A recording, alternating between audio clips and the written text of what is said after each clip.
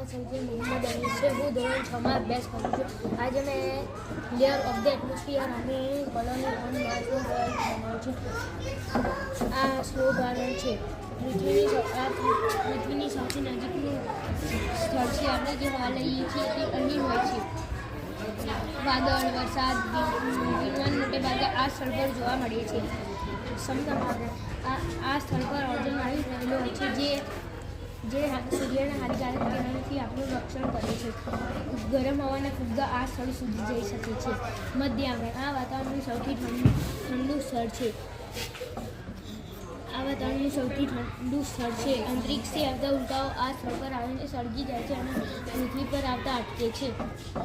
ઉષ્માગણ અહીં તાપમાન ખૂબ જ ઊંચું હોય છે. આ સ્થળમાં